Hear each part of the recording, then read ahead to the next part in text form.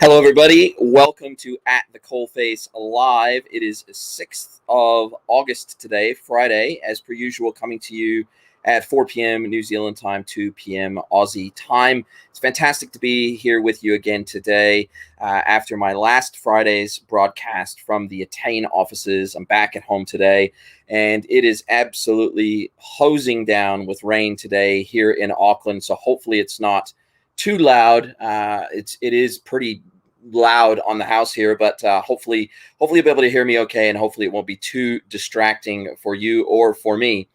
Now, as per usual, I will go ahead and jump straight into the news of the week, and we're going to get a little bit sentimental at the end of the broadcast. We're going to dig a little bit deeper than what I normally would into a topic that's near and dear to my heart.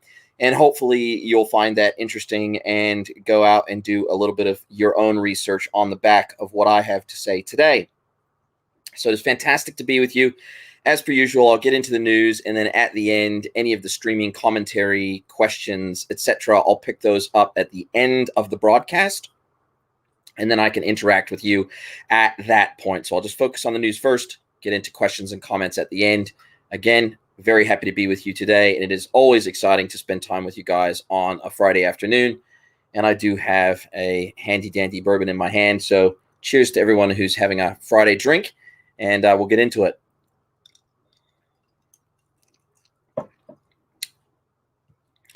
So probably the biggest news of the week, and there was a lot of news, as there always is every week, but probably the single biggest news of the week was Square's announcement that they were going to be buying the buy now, pay later service Afterpay.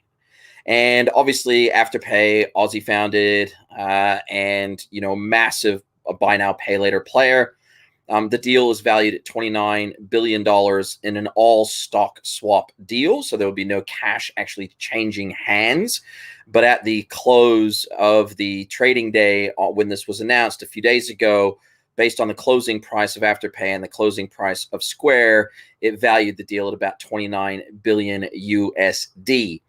Now, what is super interesting about this deal, and there's a few different facets or components to this that I think are worth raising, and that is the fact that Afterpay has never made a profit in its history. It has never been profitable. It has been burning cash left, right, and center to acquire other players in the market, acquiring merchants, breaking into new markets like the United States. It's a very, very capital intensive business, and therefore they haven't yet made a profit. And there's some other things happening, I guess, to some rumblings in the buy now, pay later industry that contribute to my thinking that this absolutely makes sense both for Square and for Afterpay. And that is that there's highly likely to be new regulations for the buy now, pay later industry coming down the pipe by major governments around the world. They're largely unregulated today. They are not treated as a credit provider like, say, for example, a credit card company would, a Visa, MasterCard, or banks that issue credit. They are not regulated in the same way. And so therefore, they've kind of got an advantage in the marketplace in that their regulation, they have less regulation controlling how they operate. And so therefore they can, for example, they can forbid merchants from charging surcharges for their payment methods, whereas credit card companies cannot. And therefore, if you choose to charge a surcharge for taking, for example, contactless credit card payments, you as a merchant can charge additionally for that. So the major credit card issuing banks and companies have long cried foul about buy now, pay later services, in that they don't feel, even though they are a quasi credit based business, they're not operating on a level playing field. And as a result of that, it's given them an advantage, which it's absolutely crystal clear that they are a credit-based business. So when Afterpay or Klarna or Zip or PayPal or any of those companies, or even Shopify now via their Affirm investment, when they offer these payment terms, they are offering credit. They might not be charging interest unless the consumer cannot pay and they're late on a payment, then they'll charge interest. But it is effectively like a revolving line of credit. And as a result of that, the rest of the industry feels very much the buy now, pay later has had an unfair advantage for a few years now and a lack of regulation. So there is high expectations in the marketplace that buy now, pay later services will be regulated. It's only a matter of time. And as a result of that, their ability to churn their capital and make the large profits that they're making will potentially be dampened. And also the uptake of those services, if merchants were actually charging to the end customer the true cost of offering those services that the merchant has to pay, then obviously the demand may be lower, because the end consumer, if the cost was higher to them as a surcharge for that payment method, then they may go ahead and just pay via the credit or debit card right there on the spot at checkout as a result. So I'm one of those people that firmly believes that buy now, pay later is a credit product. It is a credit service, and it is likely to be regulated. Now, the second thing that's coming down the pipe for buy now, pay later is the extreme level of competition that has made its way into the market over the last couple of years. You know, in the beginning, Afterpay largely had the world to itself of buy now, pay later, particularly in ANZ, and they didn't really have a lot of other competitors apart from Zip.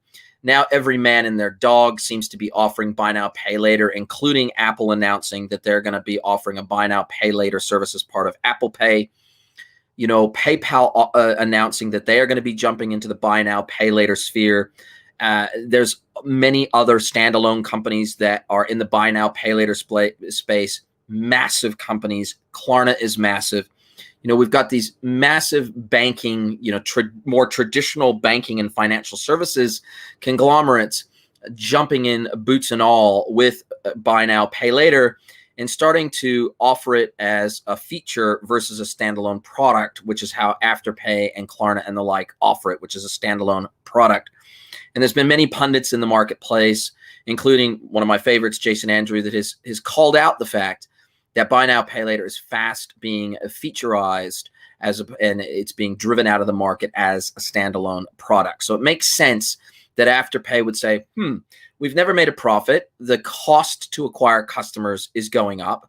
The cost to comply with regulations is likely to go up. We're likely to have to comply with certain amount of financial regs, know your customer regs, and a whole bunch of other regs that today maybe they can sort of slide under the radar a little bit. They're staring down the pipe of massively increased competition. And we've got all this stuff, sort of this confluence of things coming together, combined with the fact that Square, as a major fintech provider, does not currently offer a buy now, pay later service or feature to its payments platform. And as a result of that, it makes sense from a Square perspective to acquire a major brand like Afterpay that already has significant market penetration with their buy now, pay later product. It allows them to get up and running quickly with a new buy now, pay later product. They can add it to their existing suite of features and apps, their Cash App and various other apps that Square offers for consumer apps, as well as tying it into their offering towards merchants as well. So it really does make sense. $29 billion seems like an obscene amount of money to pay. But I did read that basically what it turns out to be is that current Afterpay shareholders will now own roughly 18% of Square, as opposed to any real material cash changing hands. So for Square to be able to acquire Afterpay, yes, it seems like a lot of money, but they actually didn't have to lay out any cash to do it. They did a stock swap to do it, and as a result of that, it really, you know, it's a balance sheet entry, right?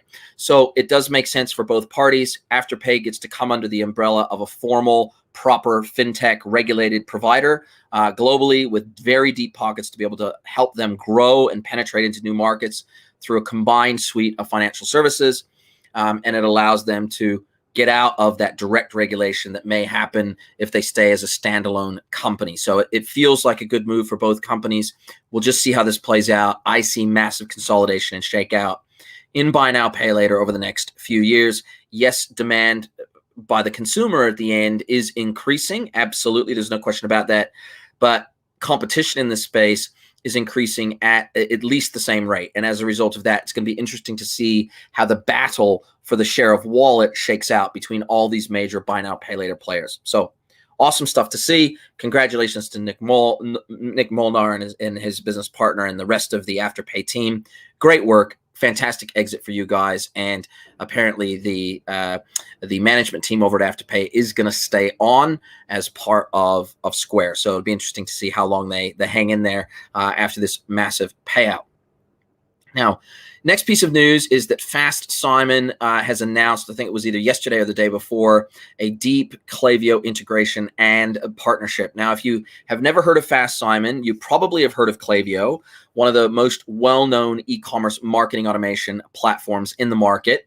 If you haven't heard of Fast Simon, they are the company that started, founded, and built their Instant Search Plus search and merch platform for e-commerce. And so their app used to be called Instant Search Plus. It was getting confused with other products in the marketplace. So they recently, so it used to be called Instant Search Plus by Fast Simon. Now there's a site search platform, search and merch platform is just called Fast Simon, formerly Instant Search Plus. And so what they've done is they've announced this deep integration with Klaviyo. And what they're saying is that basically their AI-powered search and intent data will now be integrated with Klaviyo for segmentation purposes as well as product recommendation purposes. So what they said is that, which I didn't actually know this top line number, it's a pretty huge number. So apparently Klaviyo has more than 265,000 brands on its books. And it does all of the marketing automation functions and has deep integrations with a lot of the popular CDP platforms out there as well. In fact, Klaviyo is probably one of the most heavily integrated, natively integrated marketing automation platforms in the market today. And therefore, it is a very desirable platform for other brands like Fast Simon to integrate with, to get access to their customer base, as well as vice versa for Klaviyo to get access to the other person's, the other brand's customer base. So it's going to be very, very interesting to see how this plays out. Give me 1 second here. Just got a noise in the background here that I'm going to try to kill.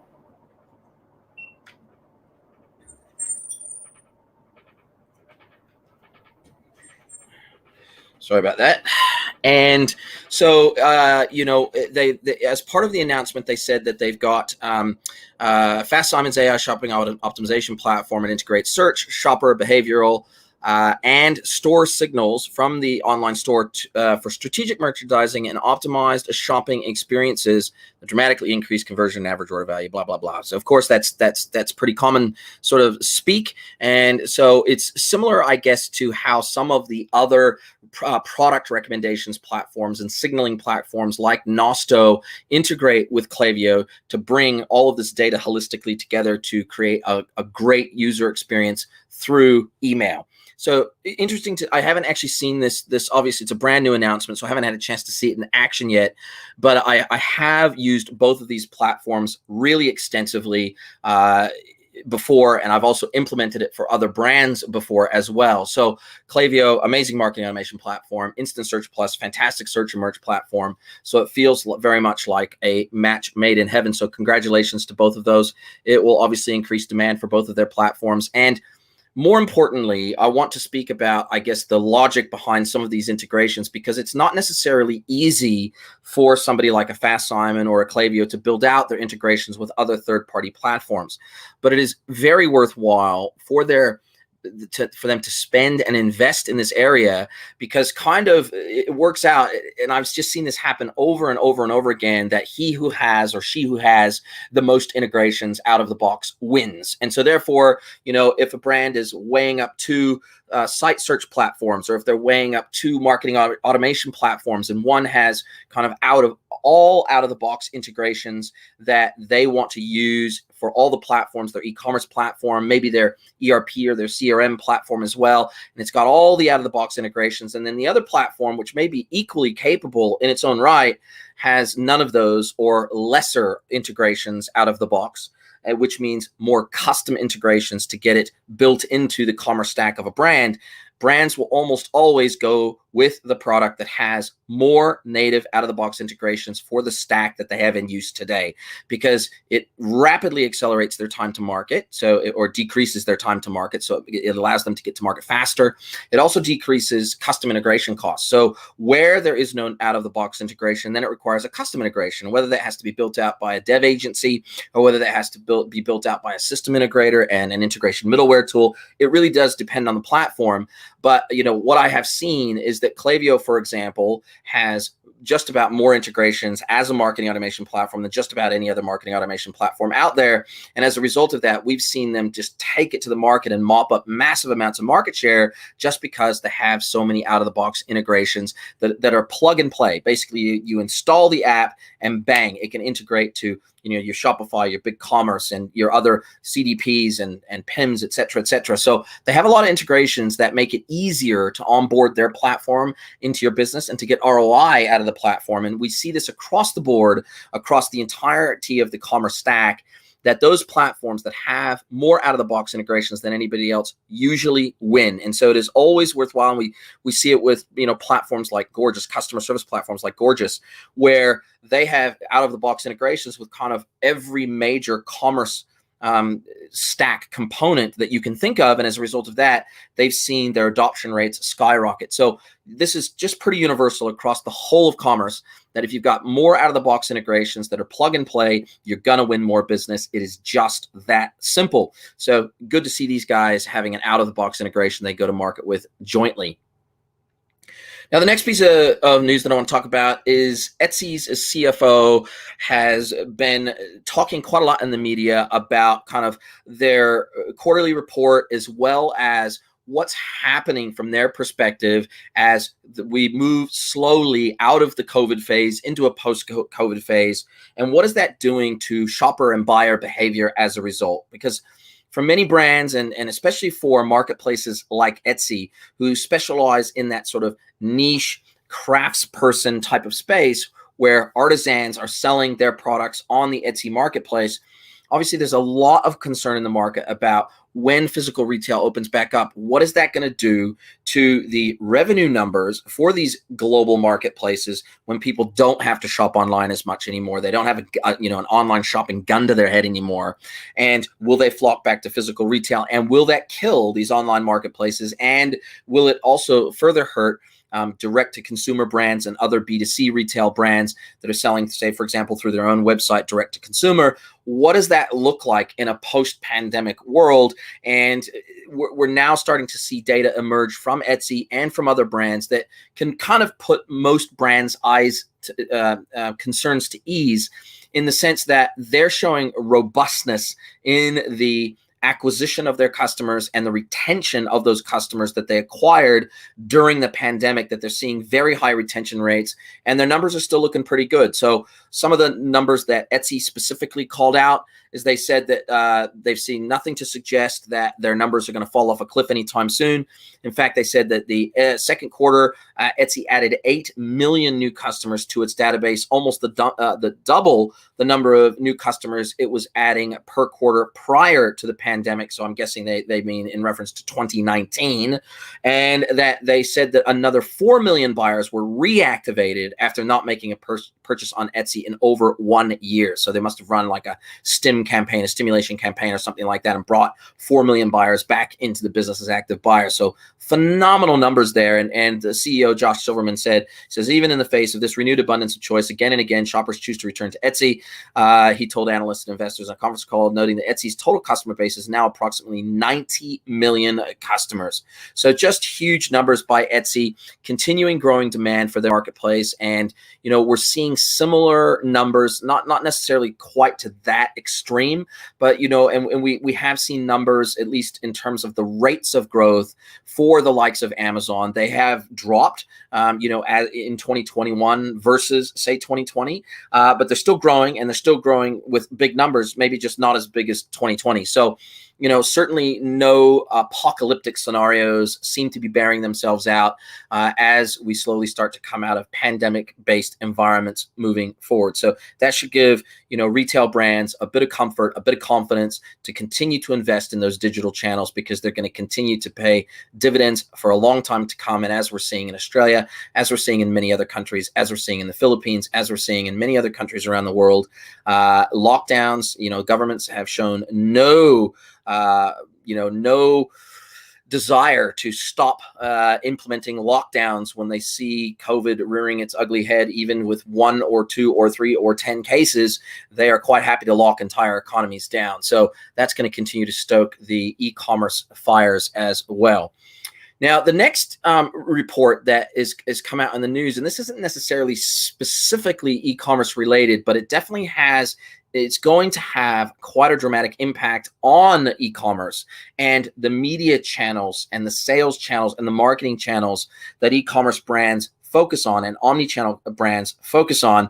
So out of the Drum and Ofcom, they recently released a report. It was called the UK Media Consumption Report for 2020, and there was some pretty amazing statistics that came out of this that reinforce why brands are investing into the channels that they're investing in, because these are the channels that they're seeing the biggest returns in. So some of the headline, research and results and statistics that they called out of this, it's called the Drum Ofcom UK Media Consumption Report 2020. People spent almost twice as much time watching subscription streaming services in 2020 versus 2019. The highest growth was in video on-demand services, so the likes of your Netflix and your Disney Pluses, et cetera, et cetera. So, huge demand for video on demand. TikTok viewing grew more rapidly than YouTube, which was pretty surprising by anybody's expectation. I don't think anybody expected TikTok to grow as quickly as YouTube. However, YouTube didn't do too bad in its own right. UK views were up 22% year over year. UK subscriptions to streaming services climbed to 31 million in 2020, up from 20 million. So, man, like a 50% increase year over year between 2019 and 2020. That is just phenomenal. People aged 16 to 24 spent an hour and 17 minutes watching broadcast content, down 4 minutes from 2019. So your standard broadcast on-air television. However, broadcaster video on demand, so your traditional broadcast TV, but through an on-demand, say, app, for example, like we have here in New Zealand, where on my iPhone, I can take the standard broadcast TV and I can have it on demand, and then I can stream it, back to my television when I want to watch those series and those shows and news, etc. If I do want to watch those, I can watch those on demand, directly streaming to my TV. So those statistics are pretty phenomenal. So BVOD, broadcaster video on demand, ad revenues grew by 15% year on year to £523 million, and it accounts for 13% of direct TV spend. So some pretty big numbers coming out there. Now, what this also tells us is that as a channel, we can understand and we can really start to see why Netflix, for example, recently started to make a massive investment into e-commerce. So they've stood up their own e-commerce store with merch for their most popular shows, and they're driving that via AI and technology around the demand of their shows to help them decide which products they're going to carry and sell at any given point in time, and help them to gauge demand to make sure that they've got stock at any given point in time to match the demand of the videos that are being watched. But they're also talking very, very seriously about, being able to, what is it going to look like in, say, 2, 3, 4, 5 years time, when the Netflixes of the world and when the Disneys of the world start to overlay commerce functionality over top of their streaming services. So mid-broadcast, when you see, a product on TV, if you want to buy that product because it looks cool, being able to link that through to commerce functionality so that you can buy it in real time via that streaming app when you see it on television. So it's when you're watching the video in real time. So there's almost unlimited product placement capabilities. When you think about it, almost every single thing that you see on any given show or TV could be purchasable if it was linked to a catalog system that was dynamic in such a way that it could allow you to purchase those items when you saw them on the video. So there's some big investment going on right now in terms of the fusing and the marriage of content and commerce, particularly on these video on demand services, as well as the VOD services, and how they can further monetize their audiences through the continued merging and marriage of content and commerce. And so you can see why brands are spending so much money to get their brands in front of customers that are using these streaming services. They're spending more and more money on TikTok, and we expect that to increase, particularly as in-app purchasing starts to become the norm in the West. It already is in China and other parts of Asia, but it is not yet normal in the West for in-app purchasing. So that's going to have to be dealt with. And once it is, I think we're going to see increased marriage of content and commerce, and it's just going to become commerce everywhere all the time. Kind of everything that we consume from a media perspective will be commerce enabled. So super interesting data coming out of the UK. Now, the next announcement was that Nick Scali, which is a major furniture retailer operating both here and in New Zealand, they're an Aussie-founded retailer. In fact, funnily enough, Nick Scali used to be a client of mine many years ago in agency life, long time ago, and amazing company to work with. Had a great time working with them as a client. Very switched on company, family owned and run company. Obviously gone public now, but yeah. So they're an amazing company, and they've done really well. Despite the fact that the furniture vertical, similar, I guess, to grocery, a lot of people thought that furniture and grocery were kind of those last bastions of a physical retail that were going to be all but impossible to turn into a really good, really seamless online experience, not the least of which because of the logistics challenges around furniture and grocery. Massive logistical challenges when you're talking about, in the case of grocery, a blend of fresh food and canned and tinned food and bottled food and jarred food, and so non-perishables versus perishables, and freshness questions and weight questions and all sorts of other things to do with grocery. Grocery is an extremely complex space. Well, I can tell you, after working with a number of furniture retailers now throughout my e-commerce career, furniture is a massively complex business. It is incredibly challenging to allow those businesses to start to transact online with a complete catalog, with all their virtual SKUs and the way that different furniture pieces can be configured together and bought as bundles and groups and kits, products. It's just a massively complex industry. So, amazing to see Nick Scali doing so well. And they said that, they reached, NPAT reached $84.2 million due to a pickup in online sales and relevance in New Zealand. During financial year 21, the business was able to cut its expenses as a percentage of sales, while also increasing total revenue by 42% to $373 million and gross margin by 80 basis points. And they said that sales in New Zealand grew by 95% during the period, and because they're relatively new to New Zealand, I think they've only been here 2 years now, or maybe 3. So they're growing pretty quick. And it says same-store sales in New Zealand grew 40%, while overall online sales grew 510%, from 3.3 million in financial year 20 to 18.3 million in financial year 21. So, I guess when we look at Nick Scali and when we look at other brands, like other furniture brands like Temple and Webster in Australia, we look at some of these other furniture brands that are absolutely killing it online.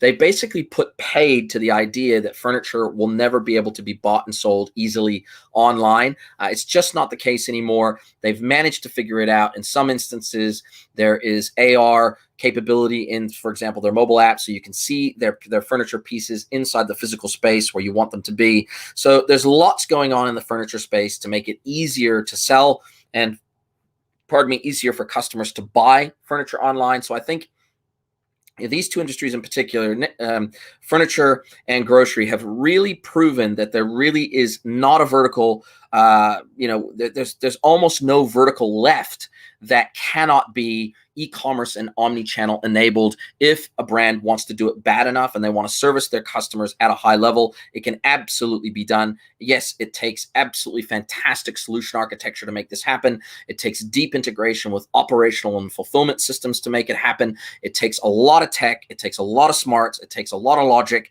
but it can absolutely be done. So I think this is just yet another example of a vertical being taken out by e-commerce and omni-channel in ways that I think the world did not expect. So good on Nick Scali and good on those industries that have had to pivot pretty rapidly into a full e-com and omni-channel focus as a result of COVID. Good work there. Now, this is the sort of deeper topic that I did want to talk about today, and I try not to get overly serious on a Friday afternoon when everybody's getting ready for the weekend. But there's a situation developing in China right now that I think a lot of people are not aware of, and it is going to have, without a question, it is going to have an impact in the West, whether we like it or not. And it's certainly having an impact on investing, particularly in the tech investment space. And that is the fact that the Chinese Communist Party, the CCP, is blowing up its tech companies left, right, and center. And what do I mean by blowing up its tech companies? Well, it is bringing in new regulations to clamp down on their ability to grow into these outsized global tech behemoths that are becoming harder and harder and harder for Beijing to rein in terms of control. So we saw this. We saw this with the Ant Group right before they went IPO. We saw the Chinese government step in, halt the IPO, and it's looking like that may never happen now. We saw them step in and regulate Didi, which it's looking like they're going to maybe have to delist literally within days of them being listed on the American stock markets. It looks like they're going to have to delist or potentially be bought out or something like that. We're not sure exactly what's going to happen yet. We are seeing the tech-based education sector being nationalized inside of China. So we're literally seeing billions and billions and billions of dollars worth of shareholder value being nationalized and effectively stolen from those investors and being brought under the national flag of the CCP. And it is such a big deal that there's a lot of obviously Western investors that have wanted to invest in these high growth Chinese companies. But I think what we're going to see is we're going to see a decreasing appetite for that if it's just becoming known that China can just nationalize anything at any time. It can nationalize any of its tech companies that it thinks are becoming unruly, getting out of line, becoming a thorn in the government side, perhaps becoming a little bit too big for their britches. We look at the disappearance of Jack Ma after, I think he disappeared for 2 or 3 months after he was critical of the Chinese government, and so it is going to be very interesting to see which verticals and industries the Chinese government goes after next. And there's a lot of, I guess, pundits around the world as these tech companies, and most of these tech companies are internet companies, or a lot of them are. And so we look at the Alibaba Group, we look at JD, we look at all of these massive internet e-commerce based marketplaces and retailers, and we say, man, what is going on here? Wouldn't China want these companies to do well, particularly on the world stage? Wouldn't we want global investment coming into the country? And basically the government is saying, no, we do not want these companies turning into flat out monopolies that we can't control anymore. And so they're putting the brakes on these companies in a big way, and in some cases outright nationalizing them and effectively confiscating the share value that has been built up in these companies over the last couple of decades. So it remains to be seen exactly which industries are going to go after next, but this is a massive bit of news that has been developing over the last, say, 6 months. I've been watching it very closely, and it's starting to hit home for a lot of the world's biggest tech companies, these big tech and e-commerce titans, these big social platform titans. We saw the Chinese government force the founder and CEO of TikTok to step down recently. That was largely the speculation there, is that the Chinese government was not happy about the fact that TikTok just about got shut down and blocked out of America, and was, during the Trump era, was just about forced to sell itself to an American company or an American conglomerate instead, because of national security concerns over data in the platform. Beijing obviously was not happy about the embarrassment that came through that, and has now forced the CEO and founder to step down and to be replaced. So there is a lot going on in China right now in terms of the government intervention into these very successful global multi-billion-dollar, in some cases approaching trillion-dollar tech companies. Now, to us in the West, this may not make any sense. It's like, why would they do this? Why would they want to do this? Why would they want to hurt their own economy? Why would they want to hurt their own companies? Why would they want to cut them down instead of encouraging them to be even more profitable, be able to even hire more people, being able to take more people out of poverty into, sort of a middle-class lifestyle? Well, it does start to make sense when you understand that in China, the government is the leader of the country. And if they perceive anything as threatening that level of control and leadership, which is supposed to be tightly centralized with a standard go-to-market sort of narrative. And anytime these companies get big enough to start challenging that government narrative in the way that society should be structured, you can absolutely expect the government to step in. You can absolutely expect them to make sure that these companies toe the line in terms of the government narrative, both domestically and internationally. And if you go and for those of you that maybe are wanting to understand a little bit more about what a totalitarian regime looks like, what super centralized government control looks like, and when centralized government control run amok looks like, go and check out the Joe Rogan Experience, his podcast, episode 1691, which was just, I think, 2 episodes ago. Yeonmi Park from North Korea. She escaped North Korea. That was that episode had me absolutely riveted. It's nearly a 3-hour episode, I think. Had me riveted for the entire episode. The literal hell on earth that this poor woman went through to escape out of North Korea is absolutely sobering. But I tell you, when you hear her story, you start to understand what a slippery slope a totalitarian regime is, what it looks like, what the telltale signs are, and just how difficult it is when that regime has been brought in over decades, years, and multiple generations. When people start to not remember what it was like before a totalitarian regime, how those regimes can come into power, and it's very, very difficult to get them back out of power again and to remind people of what freedom actually even looks like, sounds like, smells like, and lives like. And, I'm not going to get into the whole discussion around, forced vaccinations and military on the streets in Australia, but I will let you connect your own dots about if you go and you listen to this Joe Rogan Experience, episode 1691, 1691, Yeonmi Park. Go and listen to her story. It makes for sobering listening, and I will let you connect your own dots between her experiences and perhaps some of the things we're starting to see emerge as a result of this pandemic, and what sort of, what we're starting to see governments do, and the hard line that we're starting to see governments take, even Western governments, around lockdowns and forced vaccines and even if it's not forced and pinning you down to take them, but incentivizing the taking of vaccines and making it painful if you don't vaccinate, and the financial consequences that will happen to you if you don't, and travel consequences and a whole bunch of other things. So I think there is some dots to be connected here between China's behavior, between North Korea's behavior, and some things that I think we can learn from this. And I think we always have to guard our freedoms very vigilantly, because freedom is never free. And that saying about absolute power corrupts absolutely. That's power corrupts and absolute power corrupts absolutely. I think we've seen enough evidence of that around the world through despotic governments around the world to know that that's absolutely the case.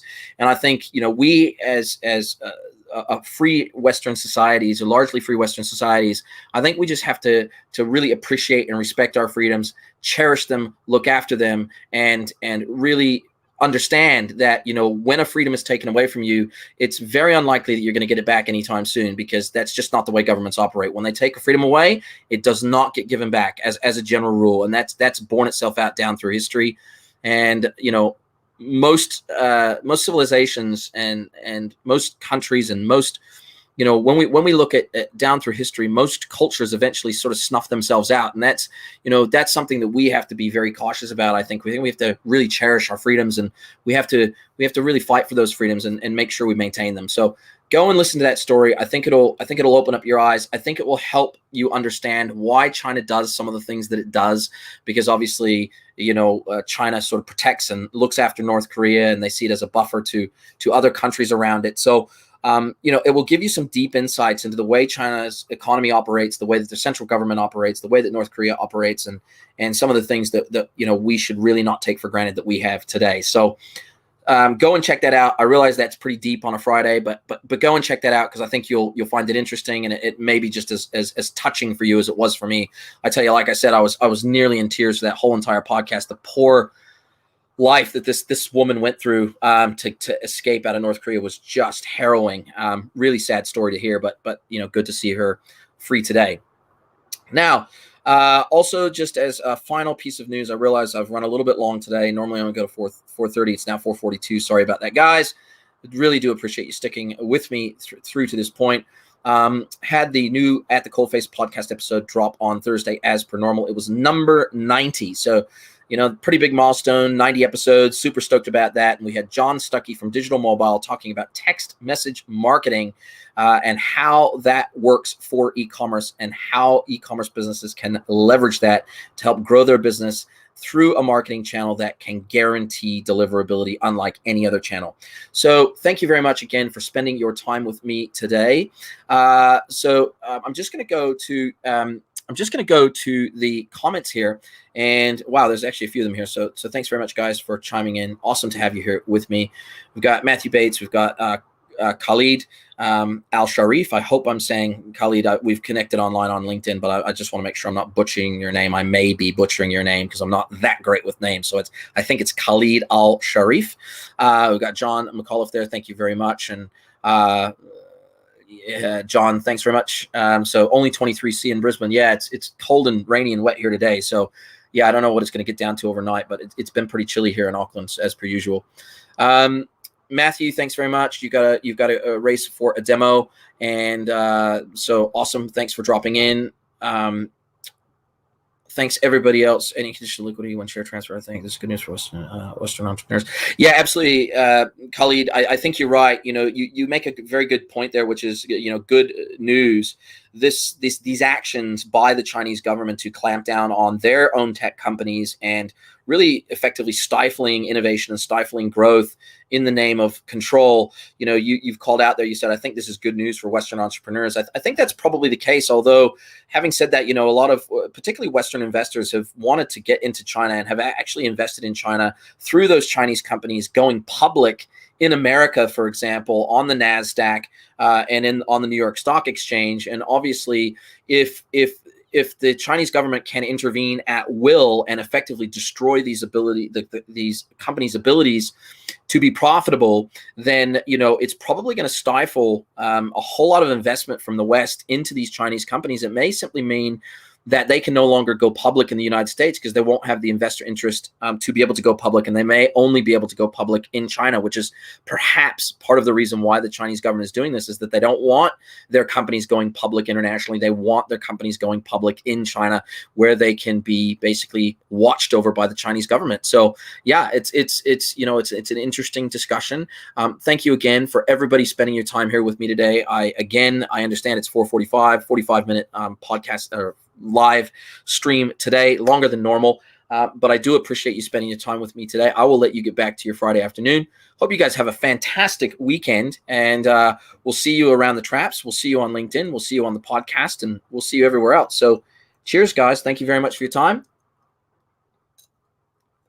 And if I don't see you before next Friday, we'll see you next Friday for another At the Coalface Live. Cheers, guys. Bye.